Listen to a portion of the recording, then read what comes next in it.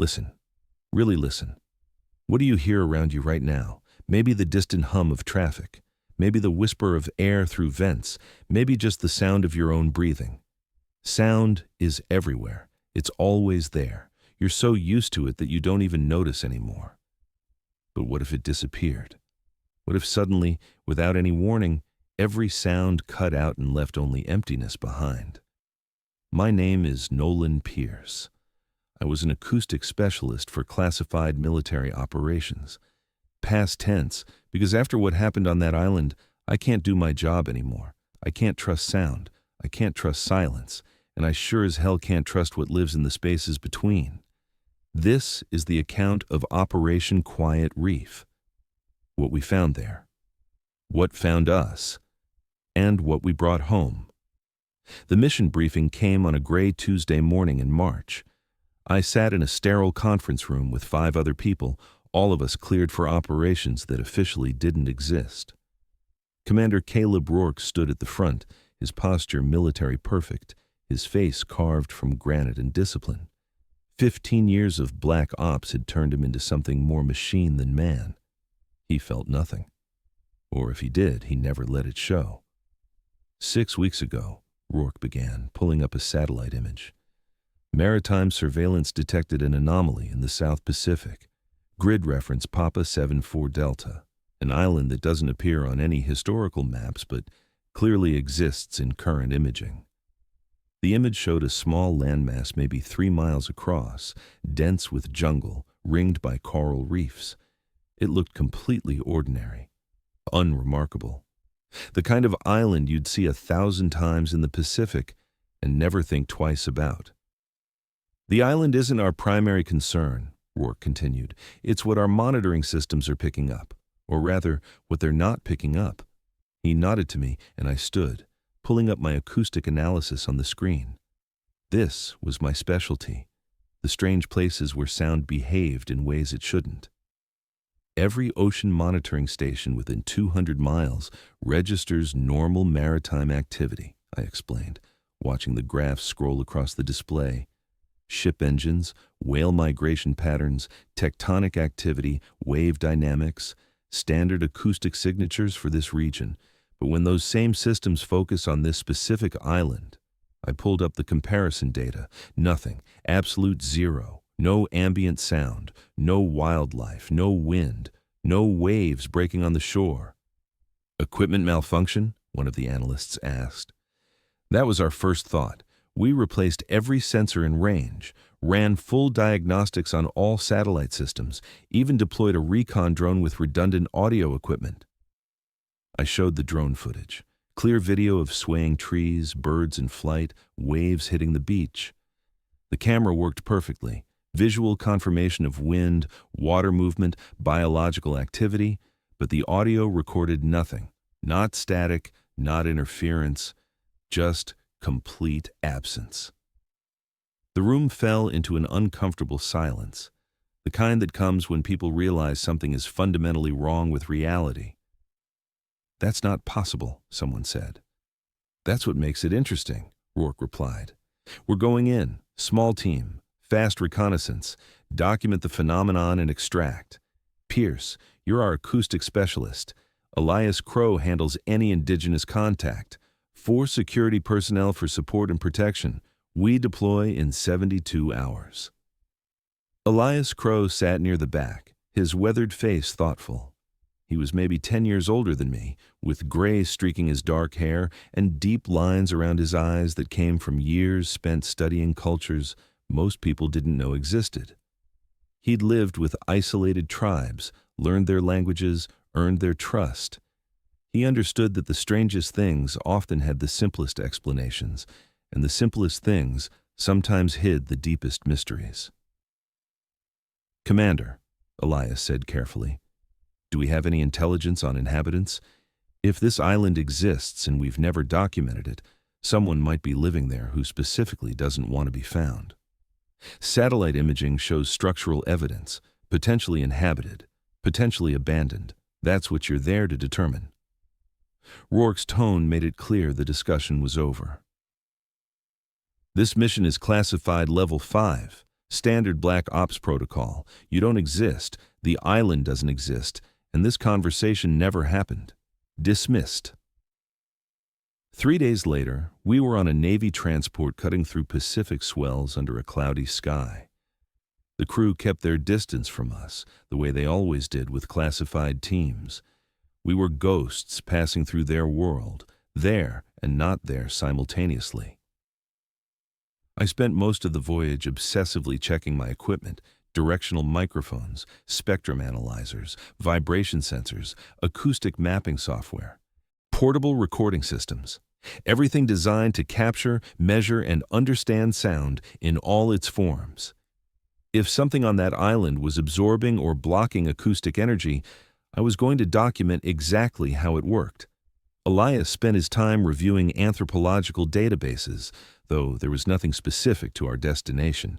No records, no oral histories, no missionary accounts, nothing. The island existed in a documentation void, as complete as its acoustic void. On the second night, I found him on deck staring out at the dark water rolling past the hull. "Can't sleep?" I asked. "Thinking about silence," he replied without looking at me. "What it means to different cultures. It's just the absence of sound. Physics, not philosophy." He smiled slightly. "Is it? Some indigenous groups consider silence sacred, a space where spirits speak. Others see it as dangerous, a void where darkness dwells.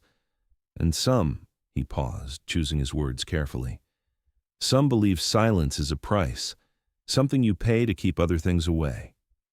That's superstition. Maybe, or maybe people who live closer to the edge understand things we've forgotten." He finally turned to look at me.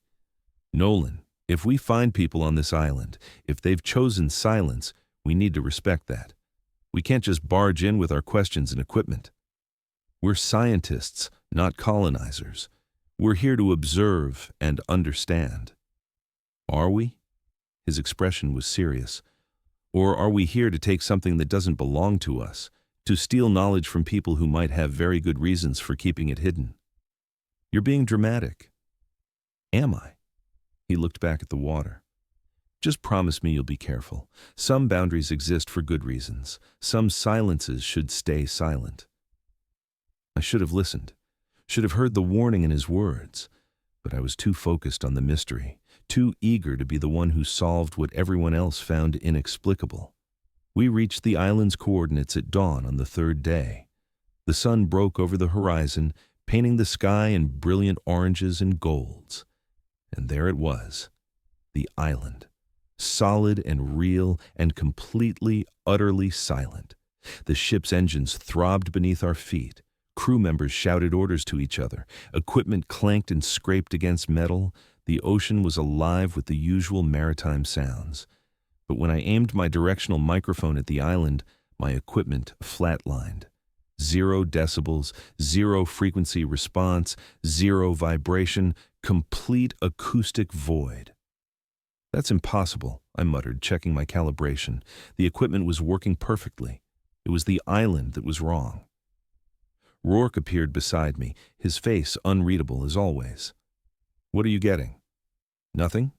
The island is absorbing every sound wave. It's like an acoustic black hole."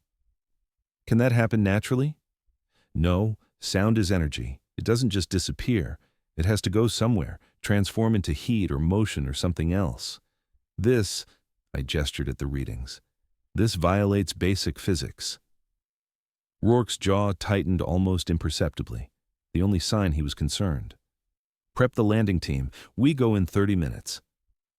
The approach should have been loud. Our rigid inflatable boat had a powerful outboard motor that normally roared loud enough to require hearing protection. The hull should have slapped against the waves. We should have heard the water rushing past, the spray hitting our faces, our own voices calling out observations and coordinates. But as we got closer to the island, the sounds began to fade. Not all at once. Gradually. Insidiously. Like someone was slowly turning down the volume on the entire world. The motor's roar became a rumble, then a hum, then a whisper, then nothing. The waves stopped splashing. The wind died in our ears. Our breathing went silent. I tried to speak, felt my vocal cords vibrating, felt the air moving through my throat, but no sound emerged. The sensation was profoundly wrong, like trying to walk and discovering the ground was no longer there. One of the security team members, a young corporal named Davidson, started to panic. I could see it in his eyes, in the way his chest was heaving as he hyperventilated in complete silence. He opened his mouth wide, clearly screaming, but there was nothing. No sound, not even the wet sounds of his tongue and throat moving. Elias reached over and gripped his shoulder, making eye contact, forcing him to focus. Breathe. Stay calm. We're okay. All communicated through expression and touch, because words no longer worked.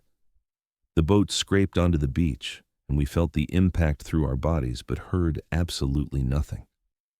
We climbed out onto sand that shifted under our boots in perfect, terrifying silence. The jungle ahead swayed in the wind we could see but not hear. Birds flew between trees without singing. Insects must have been everywhere, but they made no sound. Rourke was already using hand signals, falling back on military communication that didn't require voice. He pointed to himself, then Elias and me, then toward the tree line. The three of us would scout ahead. The security team would secure the beach and maintain visual contact with the boat. As we entered the jungle, I kept my equipment running, documenting everything, even though the data made no sense. The sensors registered vibrations from our footsteps, pressure changes from our movements, all the physical components of sound. But the acoustic output remained at zero. Something was intercepting the sound waves the instant they formed, swallowing them before they could propagate through the air. We walked for maybe 40 minutes into the interior, though time became strange without sound. Without the acoustic markers that normally orient us in space, everything felt disconnected from reality. I could see Elias's lips moving occasionally, forming words I couldn't hear. Rourke scanned the jungle constantly, his rifle ready, every muscle tense. Then, we found the circle. It was in a small clearing, maybe 30 feet across. A perfect ring of stones, each one carefully placed and weathered by years of exposure. And within that circle were objects, hundreds of them, all carefully arranged like offerings on an altar. Drums with their skins slashed, flutes with their holes sealed with some kind of resin, bells with their clappers removed, string instruments with their strings cut. Every kind of sound-making device I could imagine, all deliberately destroyed and placed here with obvious reverence. Musical instruments, all of them silenced, all of them sacrificed. Elias was crouching beside the circle, examining the objects without touching them. His face had gone pale. He understood something that I was only beginning to grasp. This wasn't a natural phenomenon. This was intentional, cultural, a choice made by people who had decided that silence was worth whatever price it demanded. Behind us, a branch moved. We spun around to find people emerging from the jungle. They appeared between the trees like ghosts, completely silent even in their movements. They had learned to exist without sound so thoroughly that even their footsteps made no impact. Their clothing created no rustle. Their presence generated no acoustic signature whatsoever. There were maybe 15 of them, men and women, ranging from young adults to elderly. They wore simple clothing made from plant fibers, their skin weathered by sun and salt air, and their mouths were closed. Not just closed, but pressed tight, lips sealed, jaws clenched. The expression wasn't angry or fearful. It was permanent, habitual. The look of people who had forgotten that mouths were meant to open, that voices were meant to speak. The leader stood at the front, an older man with white streaks through his dark hair and deep lines carved into his face. His eyes moved from Rourke to Elias to me, and when they landed on my equipment, something changed in his expression. Warning. Clear and unmistakable. Put that away. I should have complied immediately. Should have powered down my recording equipment, shown respect for whatever rules governed this place. But I was a scientist. I needed data. I needed to understand the mechanism behind the silence. So my fingers stayed on the controls. The devices kept recording. The sensors kept searching for sound that didn't exist. The leader's expression shifted from warning to something else. Sadness, maybe. Or resignation. The look of someone watching an inevitable tragedy unfold. He made a gesture to the others, and they moved forward, surrounding us in a loose circle. Rourke raised his rifle halfway. But what was the point? You can't shout a warning when sound doesn't exist. You can't fire a warning shot to establish authority when even gunfire makes no noise. All our training, all our protocols, all our carefully practiced procedures were meaningless here. The islanders didn't hurt us, didn't even move aggressively. They just guided us, firmly but not roughly, deeper into the jungle, away from the beach, away from our extraction point, away from any hope of signaling for help. Because how do you call for help in a place where screaming is impossible? We walked for what felt like hours. The sun climbed higher, filtered through the jungle canopy in shafts of golden light that illuminated nothing but more silence. Sweat soaked through my clothes. My legs ached from the constant hiking. But there was no sound of footsteps, no rustle of vegetation being pushed aside, no calls of coordination between our captors. Just that absolute suffocating silence pressing down on everything. Eventually, we reached the village, and that's when I truly understood the depth of what we'd found. The village occupied a large clearing, maybe 50 structures made from wood and stone and woven materials. It should have been alive with normal village sounds, children playing and shouting, adults working and talking, fires crackling, animals making noise, dogs barking, chickens clucking. The thousand small sounds that make a human settlement feel alive. But this village existed in that same terrible silence.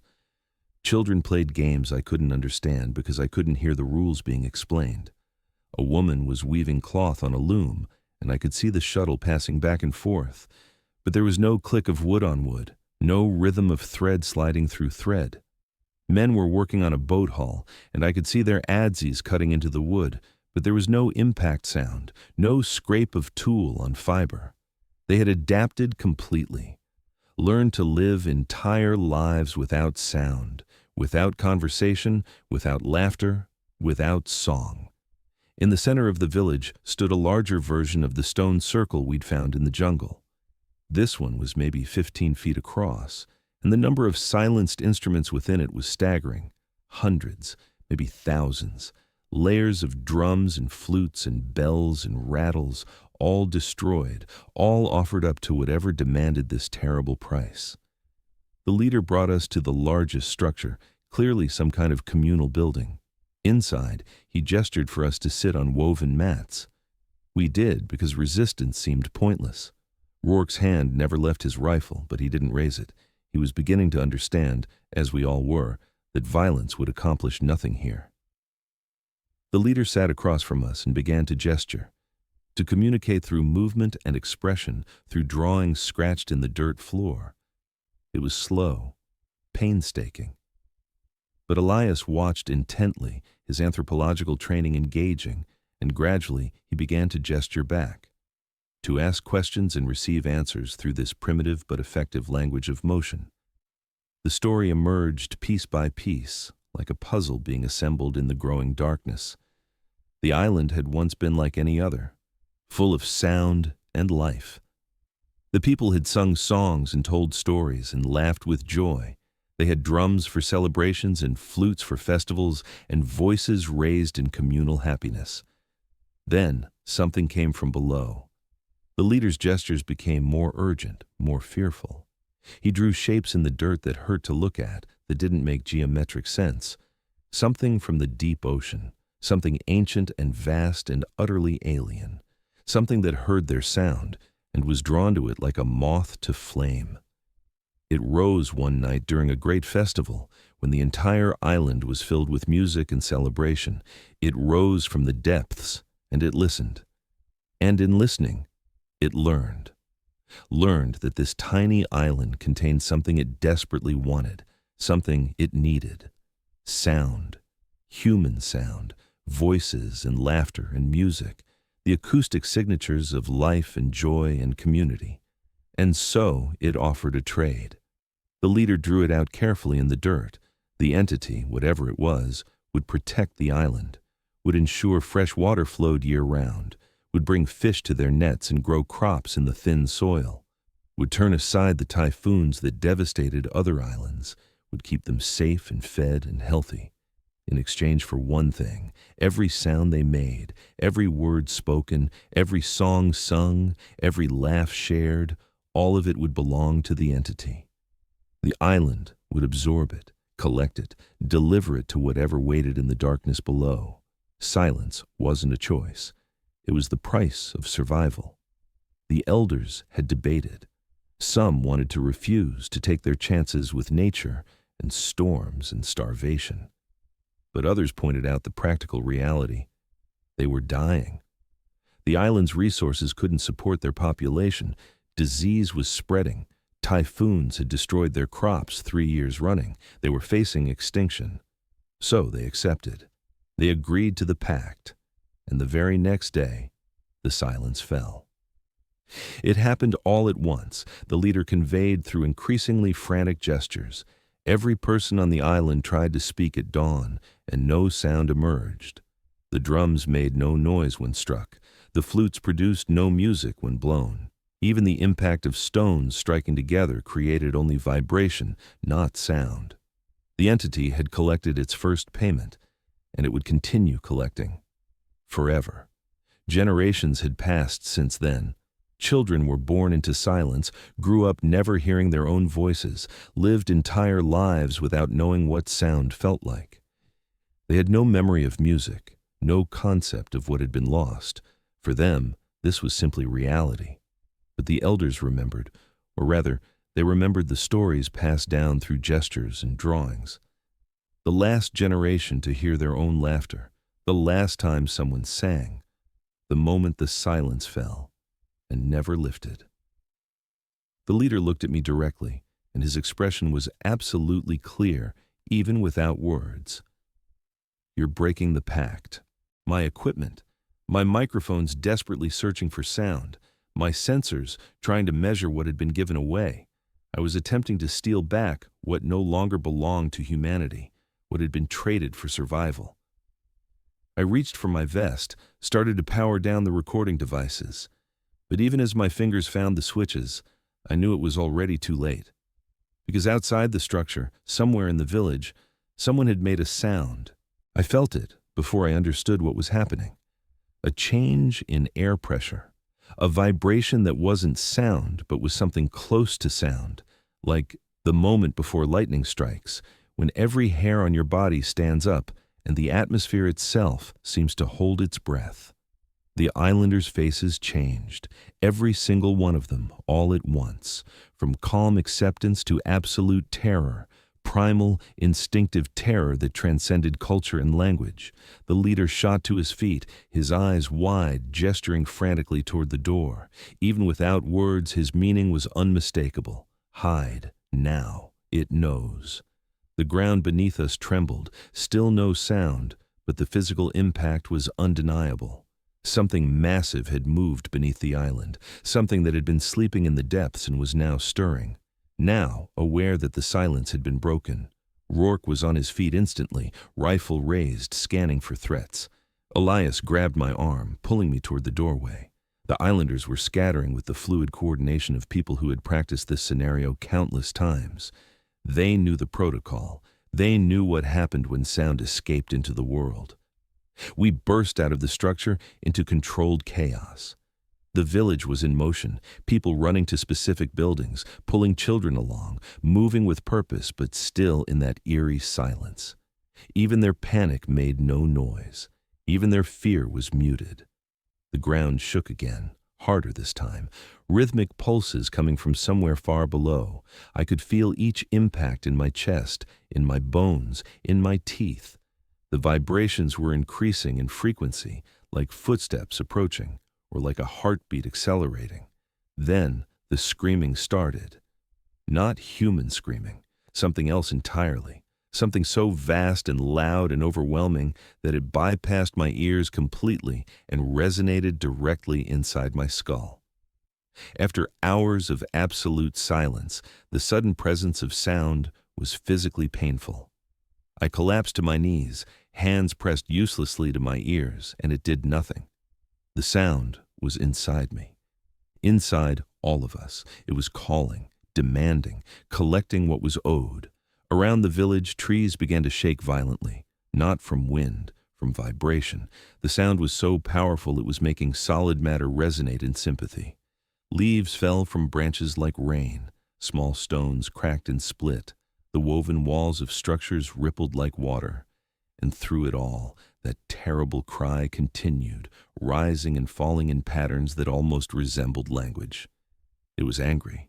The entity below was angry that its payment had been interrupted, that something had tried to steal what belonged to it. The leader was suddenly in front of Rourke, grabbing his shoulders, pointing frantically toward the jungle, toward the beach, toward our only escape route. His eyes were streaming with tears, whether from the sound or from emotion, I couldn't tell. But his meaning was clear. Leave now. Before it decides, the entire village must pay for your transgression, before it takes everything. We ran. The jungle convulsed around us. The silence was shattered, replaced by that monstrous cry that seemed to come from everywhere and nowhere simultaneously. Birds fell from trees, their wings still beating, but their bodies overwhelmed by the sheer acoustic force. Small animals lay on the ground, stunned or dead, their delicate systems destroyed by sound after a lifetime adapted to silence. I don't remember much of that run, just fragments. Elias ahead of me, his face set in grim determination, his lips moving in what might have been prayer or curses.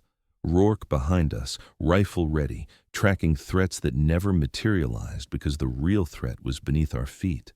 The ground bucking and heaving with each pulse of that terrible sound. My equipment slapping against my chest, all of it still recording, still documenting our nightmare. The jungle seemed to go on forever. Had we really walked this far in? Or was the island changing, stretching, keeping us trapped while the entity decided our fate? Then, we burst through the tree line onto the beach, and I saw our security team already in the boat, engines running. They'd felt it too, heard it too. Even these hardened military professionals looked terrified, their faces pale, their movements jerky with adrenaline and fear. "Go! Go! Go!" Rourke was shouting, and I could hear his voice now. Sound had returned. But it was wrong, distorted, like listening through water or thick glass. We splashed into the surf, scrambling over the side of the boat. The outboard motor roared, too loud, painfully loud after the silence, and we pulled away from the island, away from that terrible sound that was still echoing in my skull. Davidson, the young corporal who'd panicked on the way in, was at the tiller, his knuckles white as he gripped the throttle. "What the hell was that?" he shouted over the motor. "What the hell is down there?" Nobody answered. How could we? What words existed to describe what we'd experienced? I looked back at the island as we accelerated away, and I saw it. The water near the shore was moving wrong, not waves, not current. The surface was bulging upward, rising in a dome like something enormous was ascending from below. The water's surface tension held for a moment, stretched impossibly thin, then broke. Something emerged. I can't describe it properly. My brain couldn't process what I was seeing. It was too large. The proportions were wrong. The geometry didn't make sense. I have fragmented impressions, reaching appendages that might have been tentacles or arms or something with no terrestrial analog. Surfaces that could have been flesh or stone or coral or all three merged together.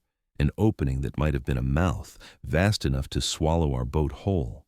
And from that opening came sound, not the angry cry from before. This was different. This was every sound that had ever been made on that island, played back simultaneously. Laughter and singing and conversation and crying and screaming, joy and pain and fear and love. Generations of human sound, all layered over each other in a cacophony that was somehow beautiful and horrifying at the same time. The entity was showing us what it had collected, what it had been fed over the years.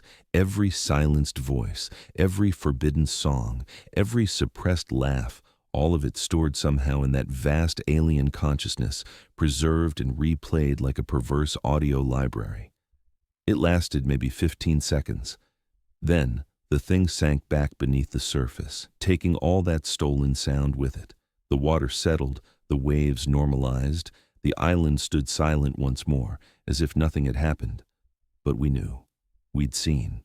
We'd heard. "Faster," Rourke said quietly. "Get us out of here, now." The journey back to the transport ship took 2 hours. 2 hours of silence, because what could we say? How could we explain what we'd witnessed? Davidson kept the throttle wide open, and nobody complained about the rough ride or the spray or the deafening motor. We were grateful for the noise, grateful for proof that sound still existed in the normal world. When we finally reached the ship, climbing up the ladder with shaking legs, the captain was waiting. "Report," he demanded, looking at Rourke. "The island is inhabited," Rourke said, his voice flat and emotionless. Back to the military machine, back to the man who felt nothing. "Indigenous population practicing cultural silence. No strategic value, no security concerns. Recommend leaving them uncontacted." "That's it? You were gone for 8 hours." "That's it." The captain studied Rourke's face, clearly sensing there was more to the story. But classified operations ran on need-to-know protocols, and he knew better than to push. "Fine. Get your team debriefed and cleaned up. We're wheels up in 6 hours." We went through the motions. Medical checks that showed we were physically fine. Equipment inventory that noted some water damage but nothing critical. Preliminary reports that said almost nothing of value. That night, I couldn't sleep. Every time I closed my eyes, I saw that thing rising from the water, heard that chorus of stolen voices, felt that terrible silence pressing down on everything. I found Elias on deck around 0300 hours, staring back toward where the island lay somewhere beyond the horizon. "You okay?" I asked. He didn't answer immediately. When he did, his voice was quiet, thoughtful. "I've spent 15 years studying isolated cultures, trying to understand why people make the choices they make, why they live the way they live. And I've never encountered anything like that. A culture built entirely around silence, around the absence of something we consider fundamental to human existence." He turned to look at me. "They gave up their voices, Nolan. Gave up music and laughter and storytelling, everything that makes us human. And they did it willingly. They did it to survive. Did they? Or did they do it because something gave them no choice?" He looked back at the dark water.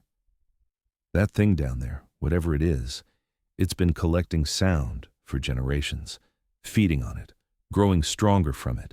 What happens when it decides it wants more? When one small island isn't enough?" I didn't want to think about that.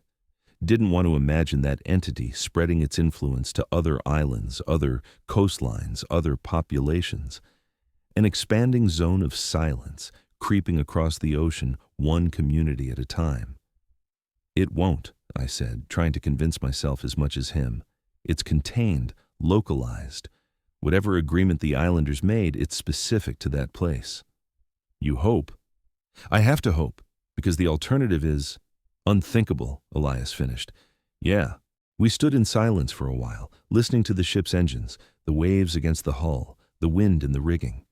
All the normal sounds of a vessel at sea, all the sounds that people on that island would never hear again. "The sound it made at the end," Elias said eventually, "when it rose from the water. That wasn't just noise, was it? That was communication." "I think so." "What do you think it was saying?" I'd been trying not to think about that, trying not to analyze the patterns I'd heard in that chaotic symphony of stolen voices. But the question forced me to confront what I'd been avoiding. "I think," I said slowly, "it was thanking them, showing them what it had preserved, proving that their voices weren't lost, just kept, stored somehow. That's almost worse than if it had just consumed them. Why? Because it means the entity isn't evil. isn't malicious. It's just doing what it does, taking what it needs to survive. And the islanders understood that, made peace with it, built an entire culture around feeding something that requires sound the way we require food. He shook his head. That's not a monster story. That's a tragedy. He was right, and that made everything so much worse. The next morning, we had formal debriefing with Navy intelligence. Rourke presented a sanitized version of events: indigenous population, cultural practices involving silence, no strategic or scientific value, recommendation for non-interference. The intelligence officer seemed skeptical. You were gone for 8 hours. That's a lot of time to just observe some quiet natives. The terrain was difficult, Rourke said smoothly. Navigation took longer than expected. The population was skittish. We maintained distance to avoid cultural contamination. And the acoustic phenomenon that triggered this whole mission? Likely cultural practices. They've developed techniques for sound dampening, potentially valuable from an architectural standpoint, but nothing that warrants further investigation. The officer made notes, clearly unconvinced but not willing to challenge a decorated commander's assessment. Fine. File your reports. This operation is now closed. That should have been the end of it. Should have been just another weird mission that we'd file away and forget about. But it wasn't, because we'd brought something back with us. It started small, subtle. The second day back on the ship, one of the crew members complained that the engine room was quieter than usual. The engineer checked everything and found no problems. The engines were running normally, but several people swore they sounded muffled, distant. The third day, people started having trouble hearing each other in the mess hall. Conversations that should have been easy became difficult. People had to repeat themselves, speak louder, lean closer. By the fourth day, it was undeniable. Sound on the ship was wrong, not absent, not completely muted like on the island, but dampened, reduced, as if someone was slowly turning down the volume on our entire reality. The captain called an emergency meeting with all senior personnel. What the hell's happening to my ship? The chief engineer had no answers. Every system checks out. The acoustics should be normal, but they're not. It's like the air itself is absorbing sound. All eyes turned to me, the acoustic specialist, the one who should have explanations. I don't know, I admitted. This shouldn't be possible. Sound doesn't just disappear without a mechanism, unless... Unless what? The captain demanded. I looked at Rourke, then at Elias. They both knew what I was about to say. Both understood the implications. Unless we brought something back with us, I said quietly. Unless the island marked us somehow, made us part of its silence. The captain's face went red. That's ridiculous. Sound is physics, not magic. There's a rational explanation. Then find it, Rourke said coldly. Because whatever's happening, it's getting worse. And if we don't figure it out soon, this ship is going to be as silent as that island. They tested everything. Ran acoustic measurements on every surface, every space, every person. And they found the source. Us. The three of us who'd been deepest in the island, who'd been taken to the village, who'd witnessed the entity rising from the depths. We were absorbing sound. Our bodies, our clothes, even the air around us was dampening acoustic energy. It's like you're walking acoustic black holes, the ship's doctor said, staring at the readings in disbelief. Sound waves hit you and just stop. Don't reflect, don't pass through. They just cease to exist. How's that possible? Elias asked. It's not. It violates basic thermodynamics. Energy can't just disappear. But somehow, you three are doing exactly that. The captain made his decision quickly. Quarantine, separate quarters, minimum contact with the rest of the crew until we figure out what the hell's going on. So we were isolated, kept apart from everyone else. And in isolation, I started to notice something else. The silence felt familiar, comfortable almost, like slipping into a warm bath after a long day. The absence of sound wasn't disturbing anymore. It was peaceful, calming. I found myself seeking out the quietest corners of my quarters, sitting in stillness, letting the silence wrap around me like a blanket. And in that silence, I could almost hear something. Not with my ears, with something else, something deeper. A presence that felt vast and patient and endlessly hungry. The entity hadn't let us go. It had marked us, claimed us, made us extensions of itself. We were carrying the silence home. On the 6th day of our journey back to port, I woke in the middle of the night to find Elias standing in my quarters. I hadn't heard him enter, hadn't heard the door open or his footsteps on the deck. "It's getting worse," he said, and his voice sounded like it was coming from underwater. "I can barely hear my own thoughts anymore." "I know. Nolan, I think we made a mistake, coming to that island, witnessing what we witnessed. I think it wanted us to see, wanted us to carry the silence back to the wider world." "Why would it want that?" "Because it's spreading. Don't you feel it? The silence isn't just around us anymore. It's in us, and it's growing, reaching out through us to everywhere we go." His expression was haunted. "We're not victims. We're vectors." Before I could respond, the ship's alarm started blaring, or tried to. The sound was muted, distant, barely audible, even though the speakers were right above us. We ran to the deck. The entire crew was gathering, everyone talking at once, but their voices were whispers, ghosts of sound. The captain stood at the center, trying to establish order, but even his shouted commands barely carried past the first row of sailors. "What happened?" someone managed to ask. The communications officer stepped forward, her face pale.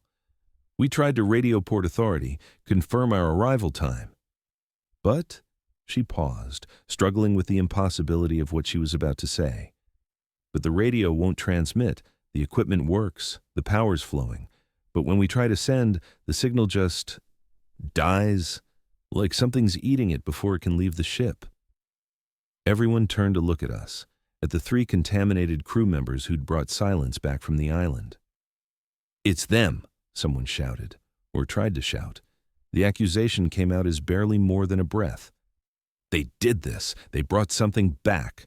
Rourke stepped forward, his command presence still intact even without volume. "Everyone calm down. This is a contained phenomenon. Once we reach port and get off the ship, everything will return to normal."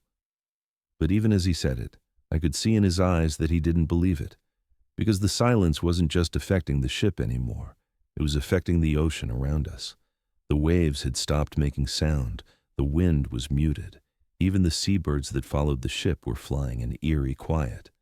The silence was spreading, growing, consuming more and more of the world around us. And somewhere far behind us, on an island that didn't exist on any maps, an ancient entity rested in the depths, patient, satisfied, knowing that the seeds of silence had been planted, that the harvest was just beginning. We reached port 7 days after leaving the island. 7 days of watching sound die around us piece by piece, frequency by frequency. By the time we docked, conversations on the ship were conducted almost entirely through hand signals and written notes. Speaking had become an exercise in futility. Words emerged from mouths as barely perceptible whispers, fading into nothing before they could reach their intended listeners. The Port Authority noticed immediately that something was wrong. Our ship approached the dock in eerie silence, no horn blast announcing our arrival, no crew shouting coordinates, no engines rumbling. Just a ghost ship gliding into harbor like something from a nightmare. They quarantined us instantly. The entire ship.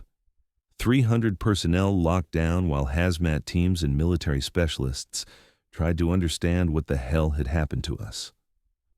I watched from my cabin window as they set up equipment on the dock. Acoustic sensors, radiation detectors, air quality monitors. They were looking for a contaminant. A gas, maybe. Or biological agent. Something they could measure and contain and neutralize. They wouldn't find it. Because the silence wasn't something we carried. It was something we'd become. The interrogations started on the second day.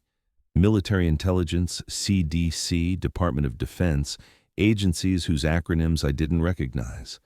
They all wanted the same thing, an explanation that made sense, a rational scientific reason for why an entire ship had lost its sound. Rourke stuck to the cover story. Indigenous population, cultural practices, no anomalous contact. He was good at lying. Years of black ops had taught him to compartmentalize, to present only the information that supported the narrative he wanted them to believe. But they weren't buying it. "Commander," one of the intelligence officers said, leaning forward across the metal table, "we've analyzed every system on that ship. There's no mechanical failure, no chemical agent, no radiation, no logical reason for what's happening. So I'm going to ask you one more time. What did you encounter on that island?" Rourke's face remained expressionless. "I've told you everything in my report." "Your report is bullshit." The officer slammed a file folder on the table.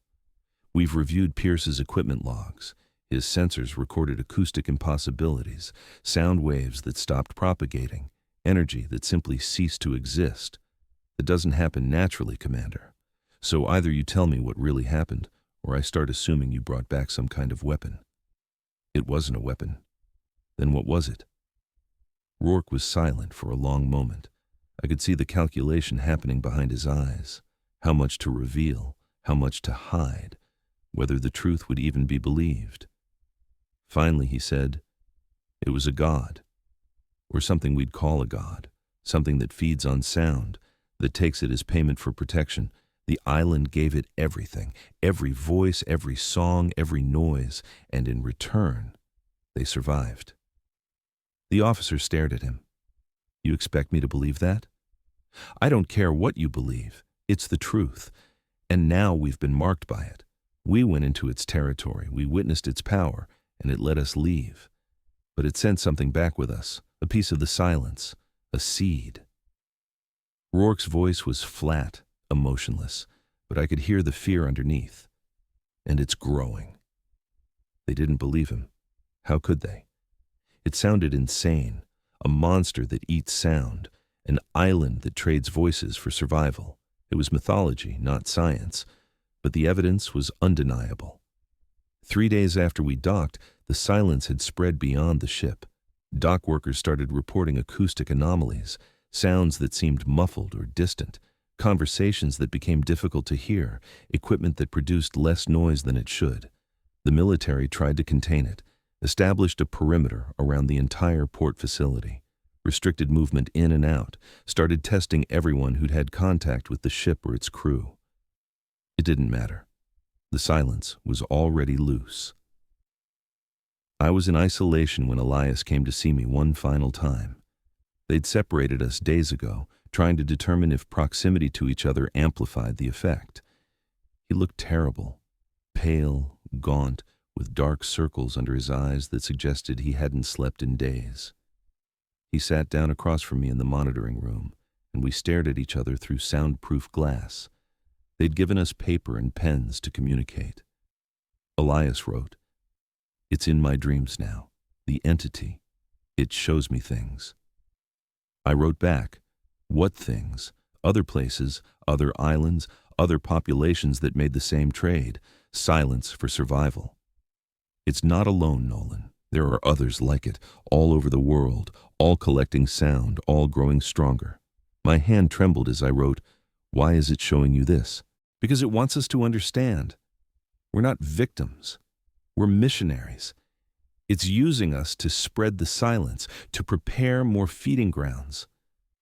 I stared at what he'd written, feeling ice spread through my chest. We weren't just contaminated.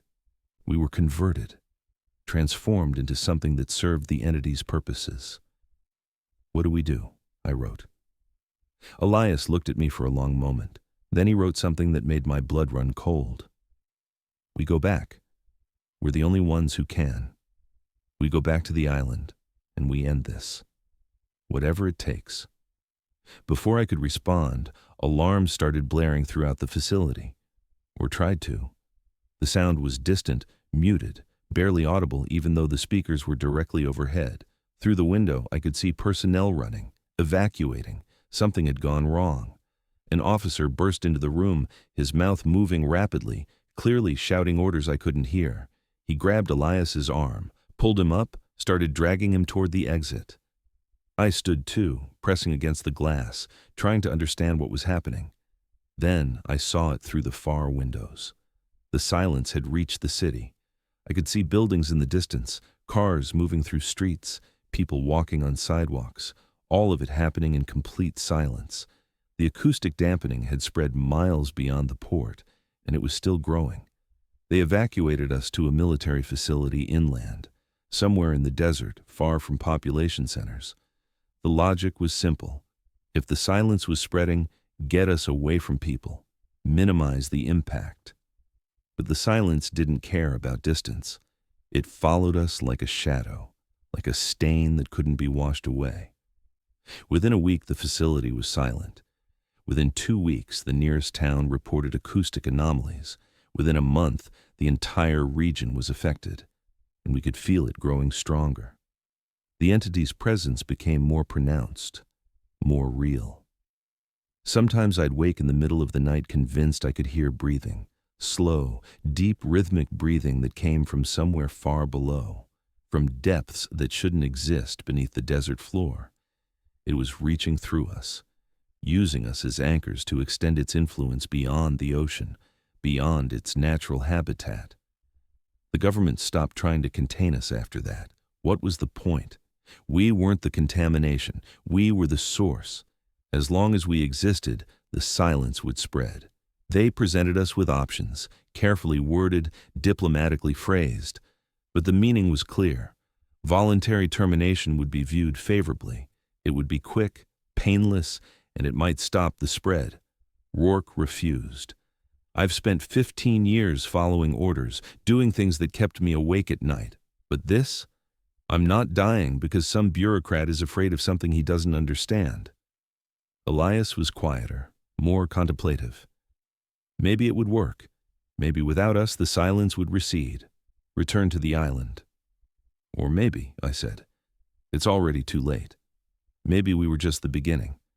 Maybe it would have spread anyway, and we were just convenient vectors. There's only one way to find out. That night, Elias disappeared. Just walked out of the facility, past guards who either didn't see him or didn't care enough to stop him. By the time anyone noticed he was gone, he was already hours away. They found his body 3 days later in the ocean, about 50 miles off the coast.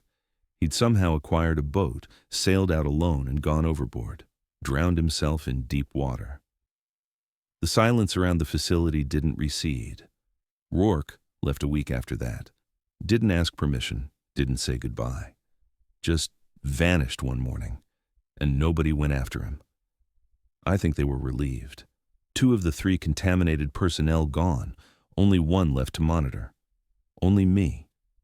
They kept me in isolation for another month, studied me, documented the progression of the silence, watched as the acoustic dampening spread farther and farther from my location, consuming sound in an ever-widening radius. Then one day they just stopped monitoring, stopped testing. An officer came to my room and told me I was free to go. What changed? I asked, my voice barely audible even to myself. Nothing. Everything. He looked exhausted, defeated. The silence is everywhere now, not just near you. It's spreading across the entire continent, started showing up in Europe, Asia. Acoustic anomalies reported on every ocean. Whatever you brought back, it's not contained to you anymore. It's loose in the world. So you're just giving up? We're adapting. He handed me papers, discharge forms, medical documentation. Humanity survived before we had speech. We'll survive after. We'll learn sign language, written communication. We'll adapt. And the entity? The thing that's taking all our sound? That's above my pay grade. Good luck, Mr. Pierce. He left, and I walked out of that facility a free man, free to go anywhere, do anything, knowing that everywhere I went, silence would follow.